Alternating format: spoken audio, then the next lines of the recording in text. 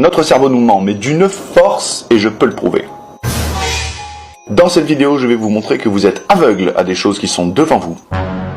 Je vais vous faire voir des choses qui n'existent pas. Je vais vous montrer qu'on ne peut pas se fier à notre jugement des tailles, de la profondeur, et je vais même complètement perturber votre perception du temps en utilisant deux couleurs.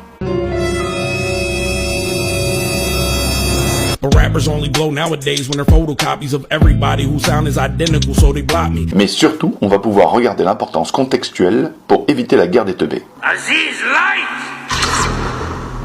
Nous vivons dans un monde tridimensionnel et notre œil a l'habitude de traiter les choses en trois dimensions. L'image en deux dimensions, il interprète forcément comme des cadres de tableau carré. Et nous sommes parfaitement aveugles aux cercles. Cependant, lorsque je vous montre les cercles, alors on peut plus s'empêcher de les voir. Jusqu'à ce qu'on cligne les yeux, et là de nouveau on ne les voit plus. That's the wrong number. On est certain de nos convictions, surtout pour les choses qui sont surapprises. Ça, on en est sûr et certain. Et il y a des éléments qui sont extrêmement faciles à repérer. Et au moins là, nos sens ne nous trompent pas, car nous avons utilisé l'objet. Et pourtant, il ne s'agit pas du tout des choses telles qu'on les croit.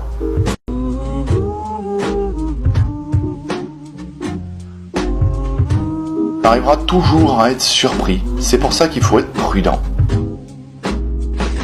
Le contexte est tellement important qu'une simulation visuelle qui est fortement ambiguë devient évidente. Et il n'y a pas de doute possible sur l'interprétation de cette lettre. Sauf là, c'est pourtant la même lettre. Si je multiplie un bonhomme de neige dans un fond noir, exactement de la même taille, ça fait pas de doute, mais si je le mets en contexte, c'est fini. Votre œil ne peut plus voir une taille équivalente entre les bonhommes de neige. Ce qui va poser problème, c'est l'interprétation d'objets impossibles et qui sont pourtant réels. Comme celui-là.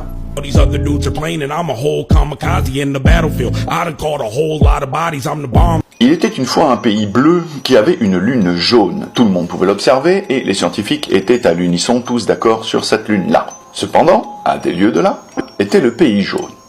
Et ce pays-là possédait une lune bleue. Les observations étaient formelles. Personne ne pouvait contester. Tout semble limpide jusqu'à ce qu'on regarde vraiment les lunes toutes seules.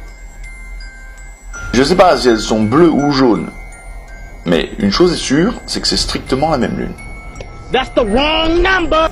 Notre œil corrige les choses en fonction du contexte spatial, on vient de le voir. Mais quid de la temporalité? Et est-ce qu'on a déjà entendu parler de ce fameux gyrus fusiforme, qui voit pas les choses de la même manière que les autres? Eh bien, alors qu'il était utile à la naissance pour repérer le T formé par le visage de nos parents, là, il va nous jouer des tours. Parce que nous avons tendance à voir ce qu'on a envie de voir et entendre ce qu'on a envie d'entendre. Voici une femme charmante qui nous fait un grand sourire. Notre cerveau corrige selon nos attentes. Là, rien ne bouge. Il ne s'agit que de balles faisant des allers-retours sur un axe parfaitement fixe. Maintenant, comment vous rendre aveugle à quelque chose qui existe et comment vous faire voir quelque chose qui n'existe pas? Eh bien, c'est extrêmement simple. Regardez plutôt. Voici des points violets qui ne font que disparaître à tour de rôle. Vous avez déjà une impression de rotation qui est induite par le clignotement séquentiel. Maintenant, si vous arrivez à vous concentrer et ne regardez que la croix noire au centre, non seulement les points violets vont disparaître, mais vous allez voir apparaître un point vert qui fait le tour. Dès que vous effectuerez un micro-balayage, la structure sera brisée. Mais il y a bien pire, et je remercie pour ça le laboratoire CVCL du MIT. Sur cette image, et pendant 30 secondes, il va y avoir une multitude de changements que vous n'arriverez jamais à voir. Vous pourrez regarder l'image autant que vous voudrez. Vous pourrez regarder partout. Et avec le temps de précision que vous voudrez, vous n'arriverez jamais à voir les changements sur cette image. Et j'en veux pour preuve que voici l'image avec laquelle nous avions commencé.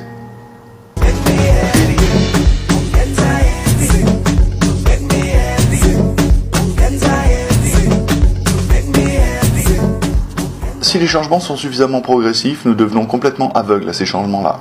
Notre indice de pertinence est sur des changements variables de contraste brutal.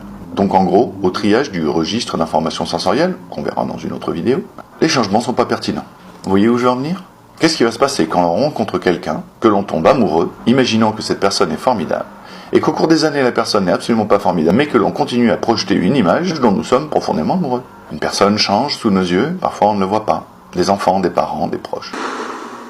Much better, thank you, Aziz. Et en ce qui concerne les couleurs, alors, tu nous avais parlé des couleurs en début de vidéo. Alors en ce qui concerne les couleurs, on va commencer par les effets du contraste. Vous voyez deux yeux bleus de la même couleur et deux morceaux de bouche verts de la même couleur. Mais maintenant, si je les mets dans un contexte particulier, alors vous voyez que d'un côté, l'œil bleu est plus clair et de l'autre côté, la bouche verte est plus foncée. Ça marche, sauf si je connecte la bouche. Et là, du coup, on continue à les voir de la même couleur. Et en ce qui concerne le temps, alors comment tu fais pour perturber notre impression du temps avec deux couleurs? Eh bien regardez, voici deux cercles de couleurs. Leurs centres vont se mettre à clignoter exactement à la même vitesse. On se méfie toujours un peu de l'autre et jamais suffisamment de soi-même. Et je sais bien que pour vous ça paraît impossible, c'est pour ça que je vais retirer les deux cercles et vous allez voir.